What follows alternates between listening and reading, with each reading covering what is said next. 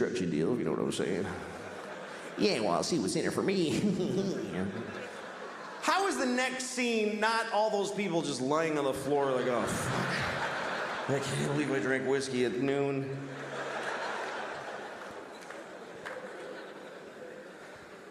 I can't smoke pot, because it's the same thing, I'm too old for it. Sometimes young people come up to me after shows, hey, do you want to smoke some pot? I'm like, can I get my portion to smoke without you alone later? Because I don't want to stand in a parking lot with some 20-year-olds. Last time I got high, I was in Kansas City, and I got high because I was in Kansas City, and it was shitty.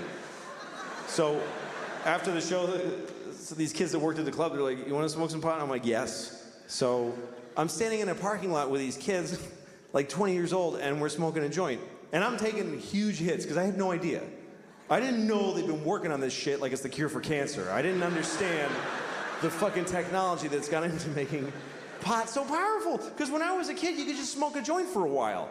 Now you take 2 hits and you go insane. It's not doable anymore. And I was taking big hits, like big 1970s jean jacket, Bad Company hits.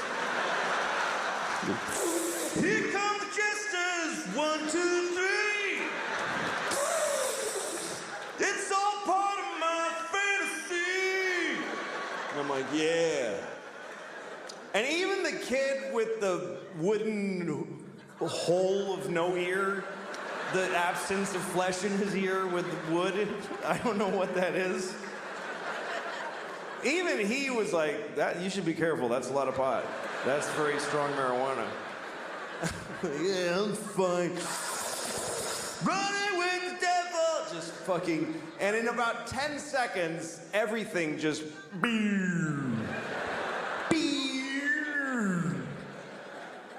and I'm like, oh shit. This is an ordeal now. I'm not gonna feel okay for a very long time.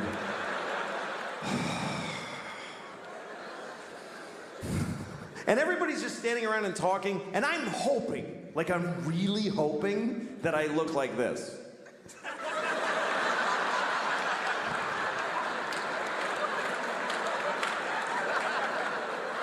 But I'm pretty sure that I was just scanning insanely.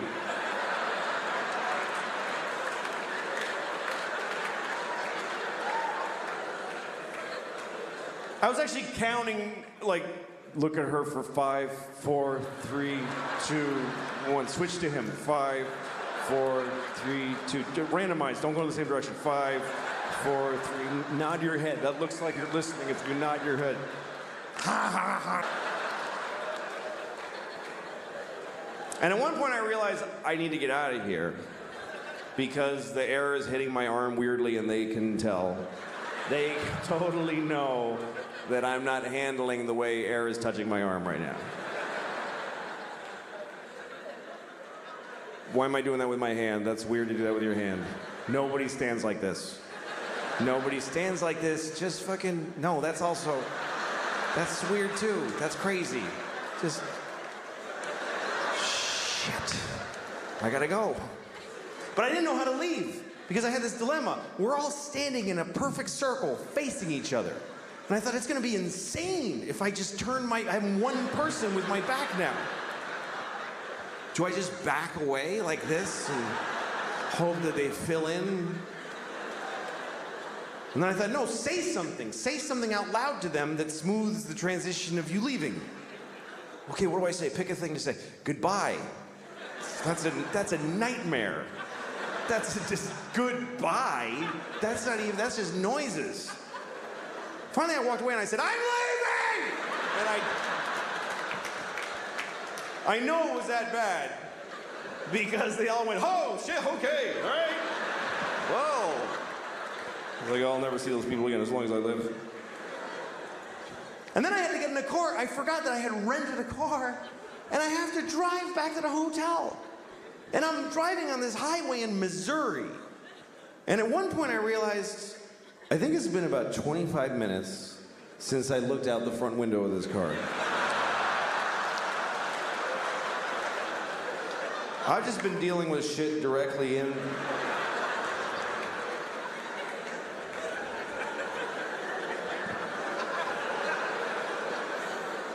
Oh, shit. There's a whole spectrum of responsibility out here. I'm supposed to take part in this. And then at one point, I remember I was at a drive-thru, and I was terrified because there's a lady sticking her head out a window,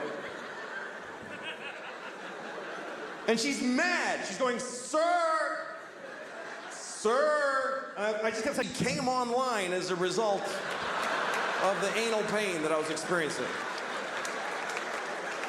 It actually awakened me into the stream of consciousness I'm now living.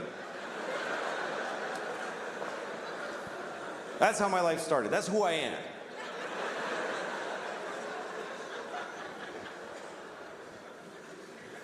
A lot of my memories I don't like.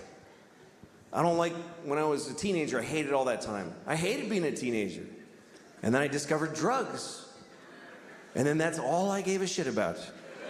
I don't know how I'm gonna tell my kids. How the fuck do you compete with that?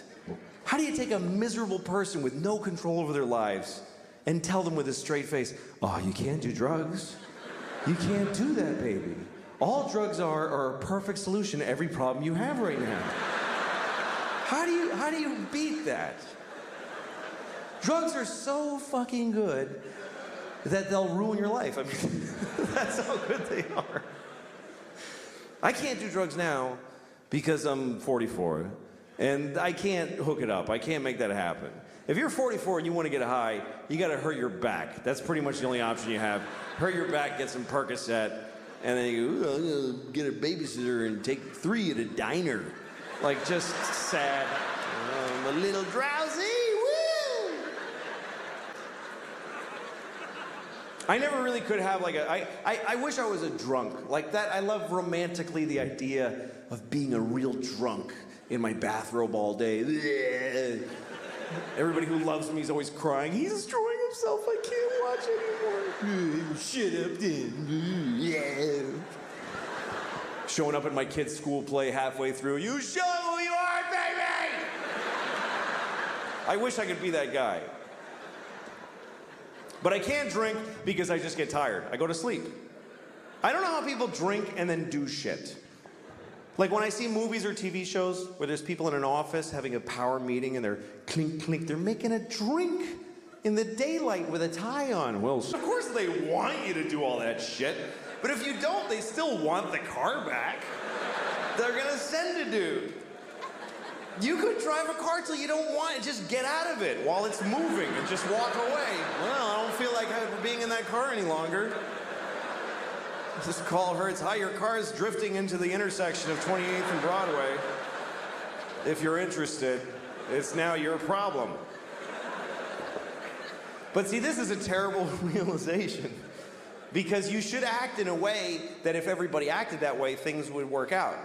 You should, because it would be mayhem if everybody was like that.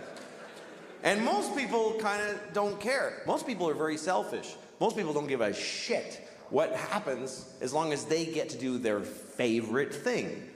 People don't even want to back off from their favorite thing. They won't even do their second favorite thing. Like, you ever seen somebody like they're at an intersection and they want to make a left, but they're in the right, all the way right lane because they messed up. So now they're, okay, here's the guy. He's in the right lane and there's a lot of cars, like 6th Avenue, like a lot of cars. And he wants to make that left. So what does he do? He just does it anyway. He just goes ahead and he just shoves his car through everybody's life without any... And everybody's... Hi. Jesus, man. You just came in my eye. I just want to go downstairs. I don't want to talk.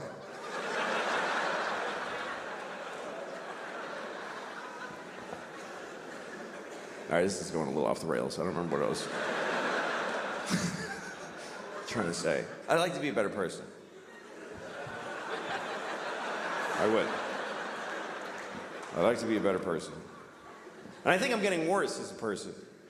Because as you get older, you start finding out, like, let me give you an example before I rented a car a couple weeks ago in Los Angeles. Had the car for a few days. And then when I went home, I had to drop the car at the rental place. You know, you got to go to the rental place that's off the airport, give them the car, give them your thing with the mileage. You got to get on a bus and then go to your terminal and check in. I was late, and I was worried about missing my flight, so I knew I had no time to do any of that. So I never did this before. I just drove my car right to the terminal and just left it there. And I got on the plane.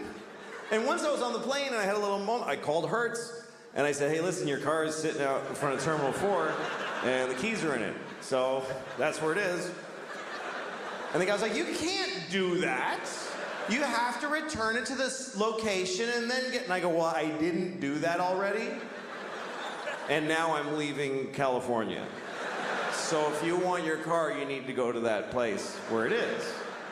And he was like, oh, Jesus, man. All right, we'll get it. And that was the end of it. And I realized I could do this every time. Every time I run and outraged, and you always see the guy go, I have to. There's no other possible thing I could do. What else could I do except go up one more block and then go left and take 4 seconds? That's not my favorite way, though. That only meets 99% of my criteria. But I'm selfish. I would like to be a better person because I got kids, and I want to, you know, pass on a better. But sometimes it's not clear what the right thing is to do. Like one time, I threw a candy wrapper on the street, and I didn't do it like, yeah. I just, yeah, take that shit straight. I did it because I was, you know, like shaking. I wanted the candy.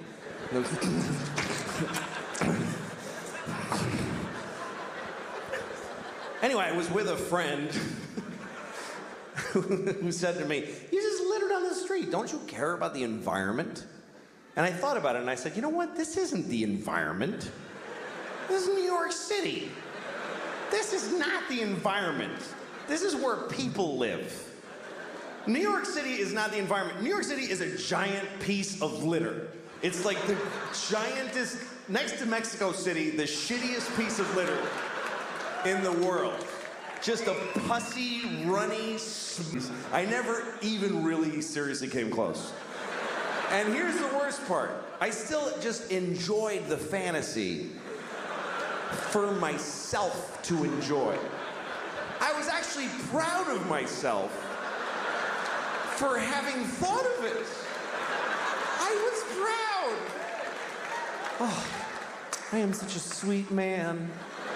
That is so nice of me to think of doing that and then totally never do it. At least you should be good just to the people, just turn a good face to the people that you see in life. I don't do that either. Because when I get in the elevator in my building, that's my first contact with human beings always, after being home and just being disgusting for hours. Then I come out in the elevator, and there's always a guy in my elevator who's nice, and I hate it. I get really upset when people say nice things to me. That's not a good impulse. I get in the elevator, and there's always this one guy who he sticks his face right in the front of his fucking head, and he just floats it out there like a big balloon, you know? Hey, how's it going? I get upset, I get cagey, I get this weird impulse that I want to come on his face. I don't know why that's the thing, but that's what I think about, is that I wish I could just secrete cum without the sexual workup, like, as a defense, you know, like a squid or a skunk.